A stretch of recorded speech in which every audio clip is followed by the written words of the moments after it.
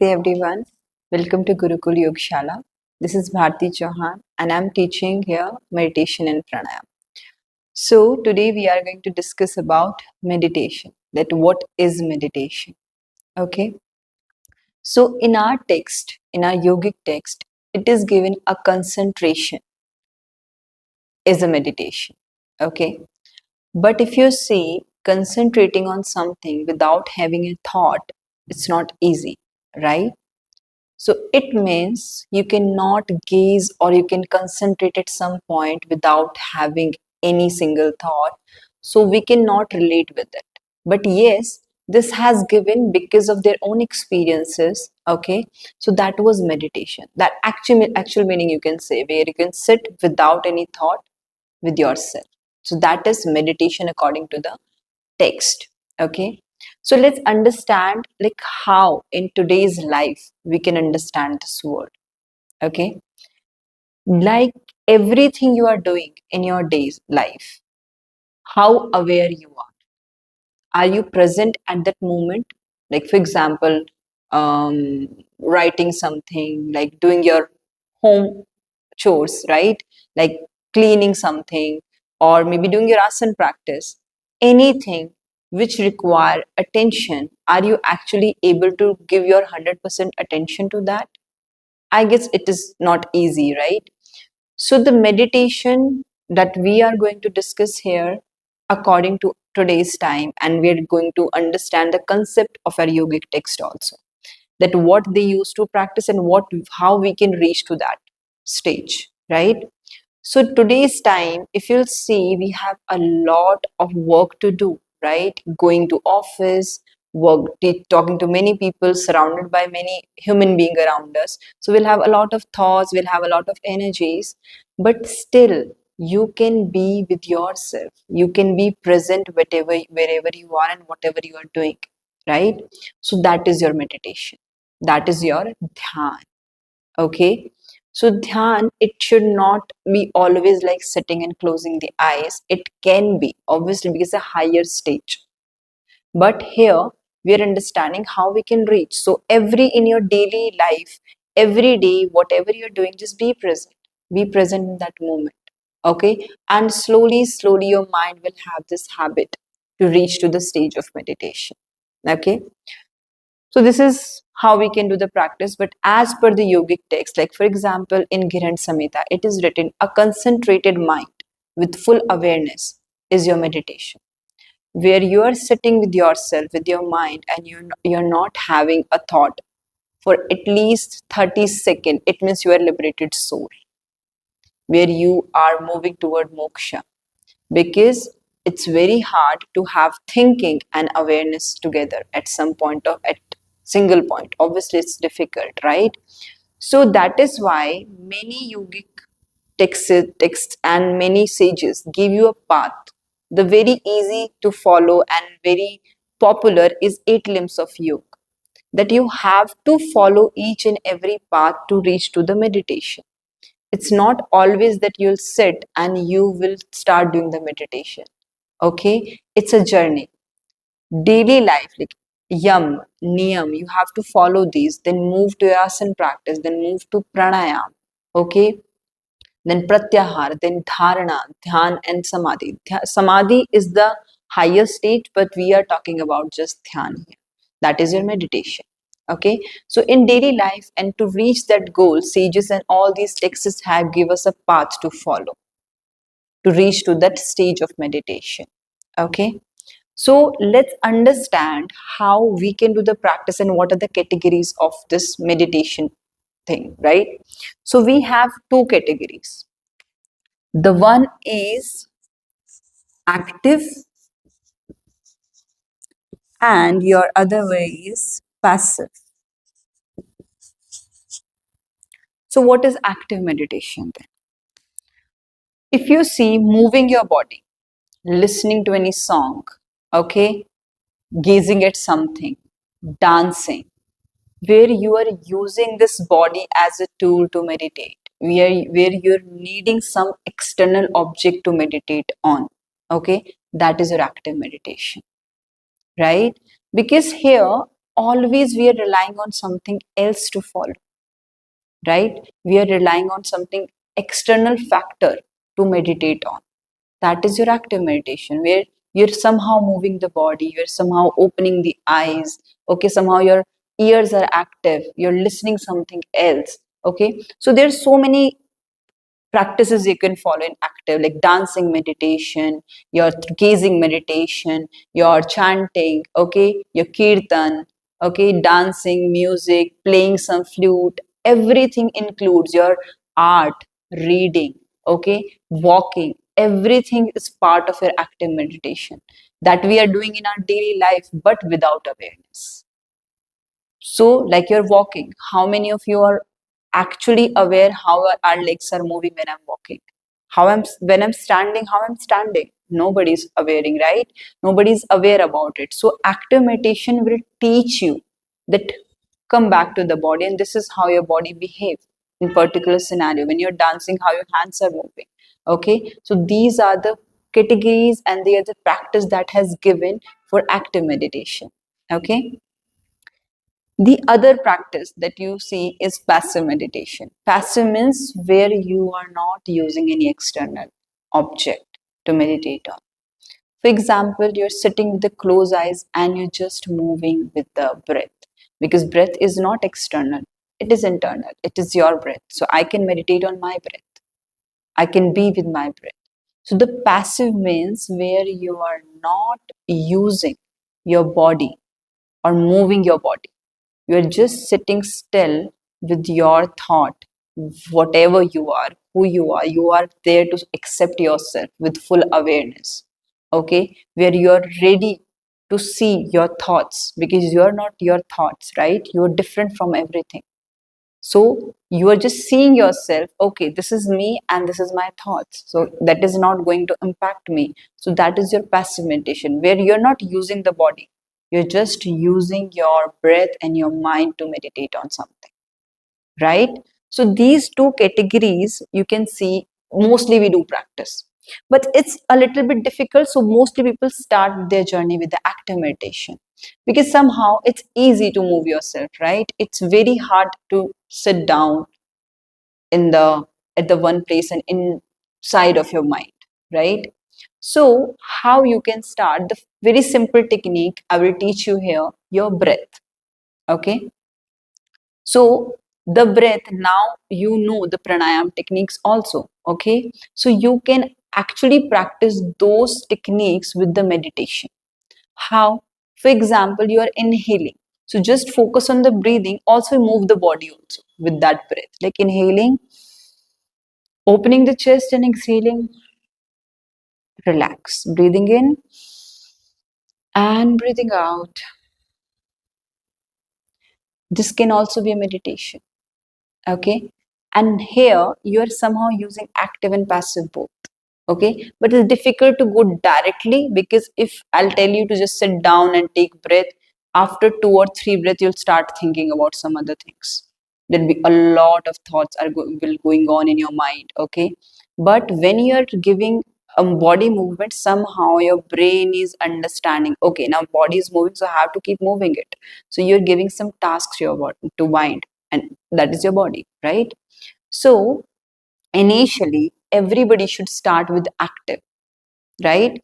If you'll move to the passive, then it will be a little bit difficult, but yeah, everybody is different, every mindset is different. You can do the practice. But if we are going to teach somebody, then it's a very good practice to do, right? Active. For example, dancing, you are releasing everything, you are becoming one to yourself in that music. At that point of time, there is no thought coming to your mind, just the thought of that music, thought of the movement, right? So that point of time you are very relaxed, you're very content. That is how you feel after completing any active meditation, because the body movement releases everything. Let's talk about body movement also. So asana we do every day, right? If you're a yoga practitioner, you do asana. But how do we feel after practicing of asana? And how do we feel when we don't do the practice? We feel some kind of energy blockage into the body. And when we do the stretch, we're releasing something. Okay? That awareness of releasing something and movement is your meditation. This is how you are started connecting to yourself with the practice of asana. That is why 8 limbs of yoga, they have given asana before dhyan. So the stages, you have to climb all those stairs to come to that floor of meditation, right? So whenever you're moving your body during your asana also, just remember the movement and stretch you are getting. That is also point of time you're doing the meditation. That is also active meditation. Okay. This is how a beginner can start the practice of meditation. Then slowly they can start doing the chanting. Then slowly they can start moving their awareness to the body also. So that is your meditation. In our spiritual text, there are a lot of techniques are giving, but the first techniques they have given swans per swans, where you are inhaling and exhaling. Because the only thing is constant and you can move around with that thing, that is your breath. You don't have to sit to focus on your breath. You can do it wherever you want. So the beginner, they should always focus on the breath before doing any other practices. Okay. Then other technique, if you it is comes under the active meditation, that is your chanting, creating some vibration inside of your body, and that will create a harmony and the positive vibration around the body, which will clean the energy. How do we feel when we are not feeling good when we are around the people? Okay. And there are a lot of disturbance in the energy, but before starting the meditation we should do some chanting. Okay. We chant and we clean that energy in our room, energy in our body, so that we can connect with ourselves. Okay. So the best active meditation for the beginners, that also a chanting of om, chanting of any particular mantra you have. Okay. Then slowly you can move from chanting to dancing to walking. Then you can start moving into your relaxing, like your passive, because you have to slowly move towards that. So then whenever you are sitting, just keep moving the awareness to the body. Okay. And keep telling your mind that I'm not going to give my energy to any thought, because that thought will obviously take you away from your sadhana, from your meditation. So now you don't have to go through that and you don't have to go with that thought. So you have to keep telling your mind that I'm going to sit here and I'm going to meditate. So that is how you should train your mind.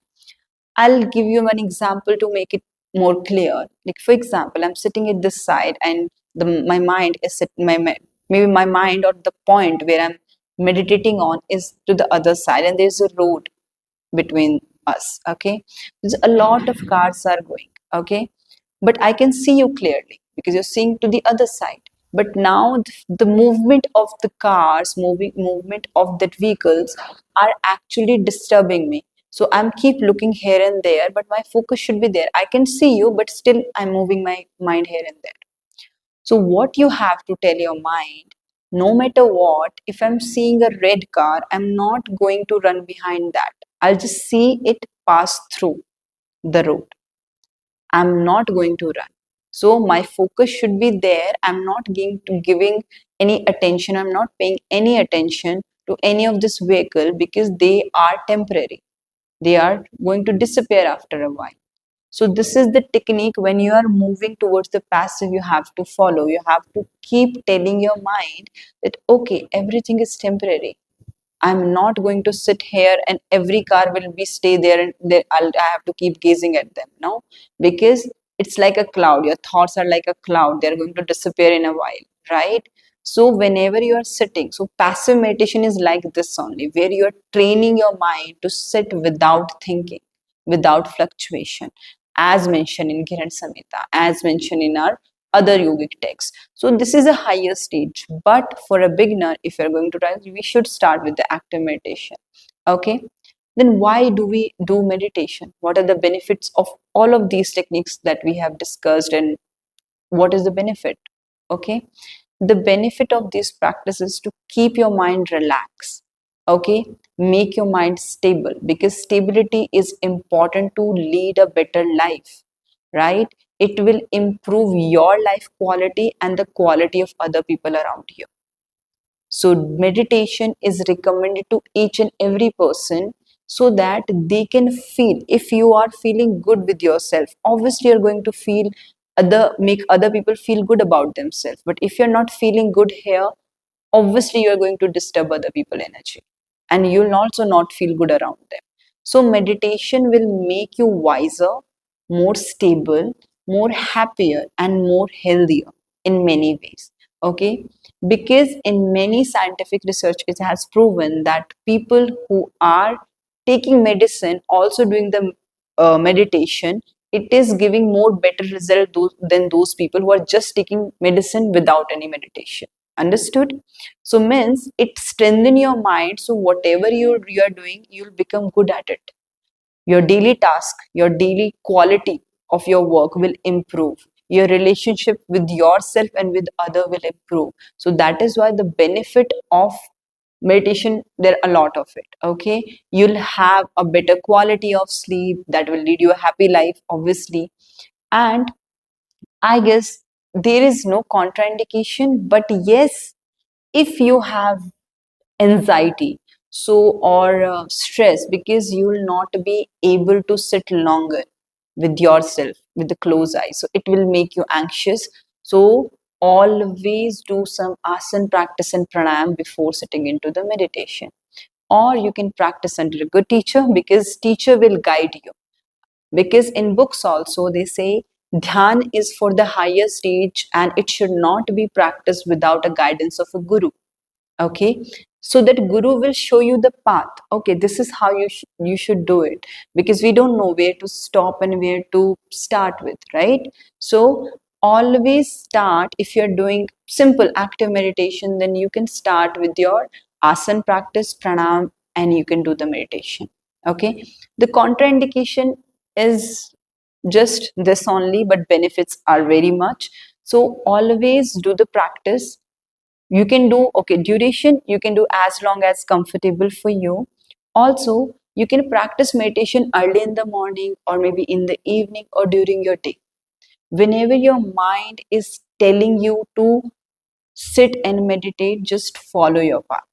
You can sit and meditate, but yes, always keep a gap between your meal and your meditation, because if you are going to do the meditation immediately after having a meal, whatever energy you are creating, whatever pran enhancing in your body, so it will go and it will go into the digestion system and keep digesting the food only, so it's kind of a waste, right? So always there's a gap, there should be a gap between meal and your practice. It should be 3 to 4 hour, okay? Also depends, okay, if you're doing during pregnancy it should be lesser than that, the gap, but normally you can have 3 to 4 hour meal gap between. And during the day, whenever you feel like, you can do it. There is no restriction, there is no contraindication of doing it in the morning or evening. Whenever you have the time, so you can start with 10 minutes the duration, you can move ahead with 30 minutes, and as long as you are comfortable, okay? So this is the meditation that you can follow. Thank you so much. Namaste.